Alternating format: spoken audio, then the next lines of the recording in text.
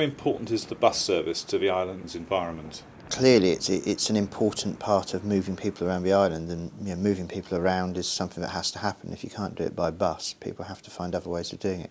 We actually undertake about 8.5 million passenger journeys each year on our buses, so that probably gives some scale of the size of the job that we do in terms of moving people around the island.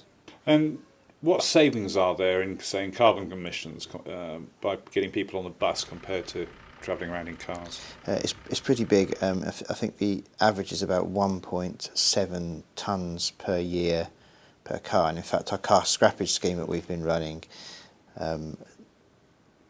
has given us some insight into the sheer volume of carbon that you can save if you can persuade people to leave the car behind. Not necessarily all the time, but for some of those journeys.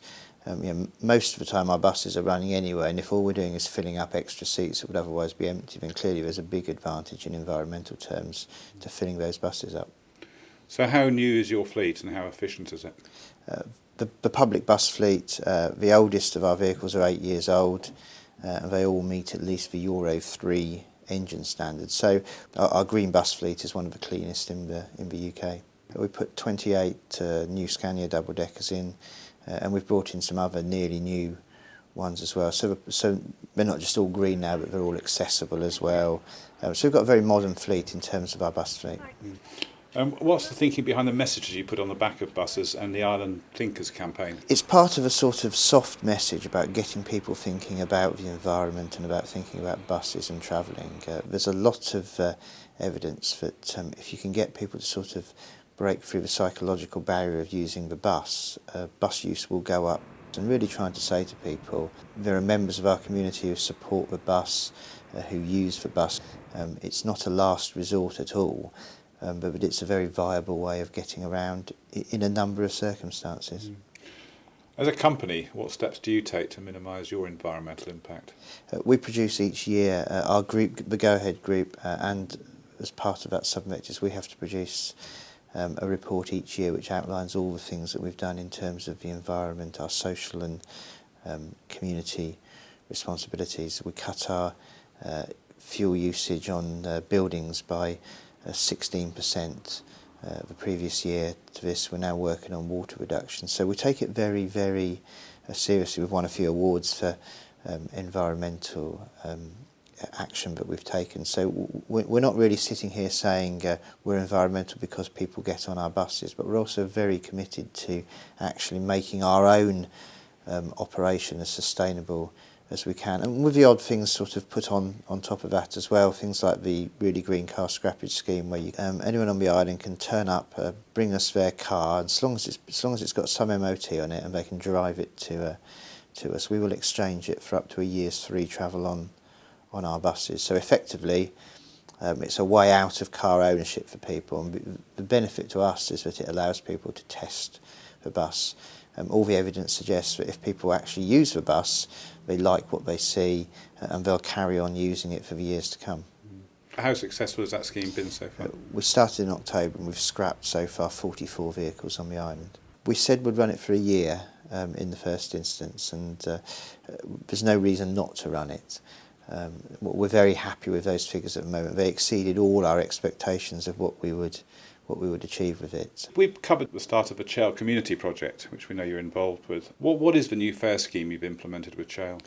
In Chale, we were quite keen to do some work with them in terms of the environmental aspects that they were looking at, but also in terms of actually trying to encourage people to have access to work, to training from Chale Green, rather than just deal with the environmental issues of their homes.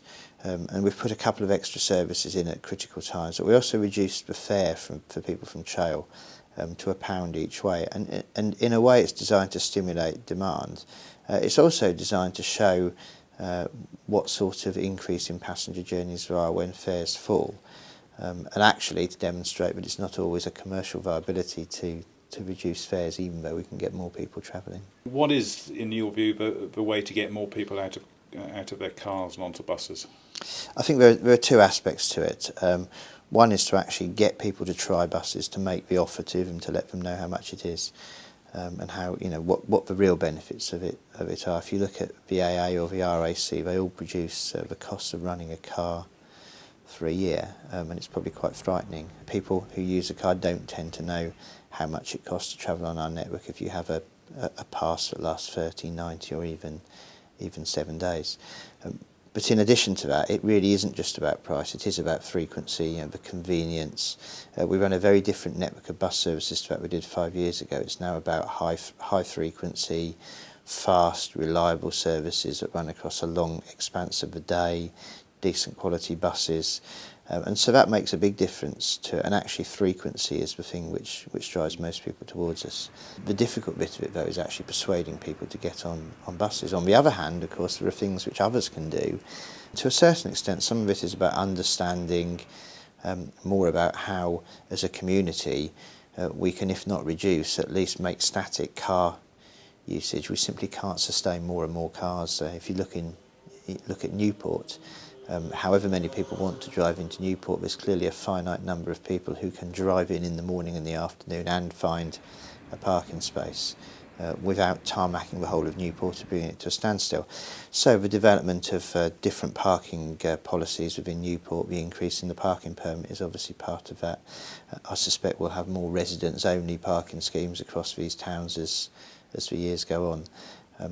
And then on the positive side from that, looking at park and ride, for example, to counter that. So I think the things which will grow bus travel will be more around intervention by councils or governments over the next 5 or 10 years. And certainly park and ride in Newport is something which will come. Its time will come because we will just have to deal with the number of cars that are coming into town. There are other things as well, some of the offers that we can make. We've got new ticket machines arriving at the end of the year. It sounds like small fry, but actually these machines enable us to do all sorts of different things, so people can pick multi-day tickets where they can choose the days they travel. So I think there are a whole range of different opportunities there. Of course, the real benefit comes from combining all of those together. So if we get decent quality buses that are frequent, proper parking policies in our towns and in particular in Newport, and we're able to offer attractive ticket products, then that's really a recipe for success. What about tourism? I mean, there are a number of places that are offering discounts for people who don't bring their cars and travel on the buses, but it must be quite hard to get the tourist audience out of their cars and onto buses. We've actually got quite a significant chunk of tourists who travel with us. What's interesting is over 60s who travel free of charge. There's a lot of evidence to suggest that a lot of those who even still now come in their cars then get onto the bus. I think we always have to be practical when we're looking for new customers. We're not necessarily trying to persuade people to give up their car or to leave their car at home, but perhaps to do a bit of a combination of using the bus more, even though they've still got a car or they've still brought their car with them.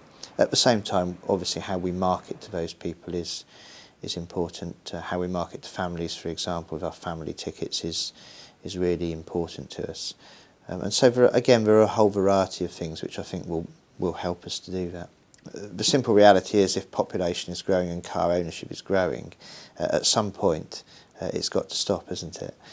We've seen fuel prices rise year on year, and so I think there will come a point where people are reluctant to use the car because it's not going to be the pleasure that it was 10, 20, 30, 50 years ago. And similarly, as the cost of fuel rises, people are actually going to be reluctant to either to use that second car or perhaps to use it for particular journeys. And if car parking charges are rising at the same time, then perhaps we're getting a bit of an equilibrium, we're getting some balance back.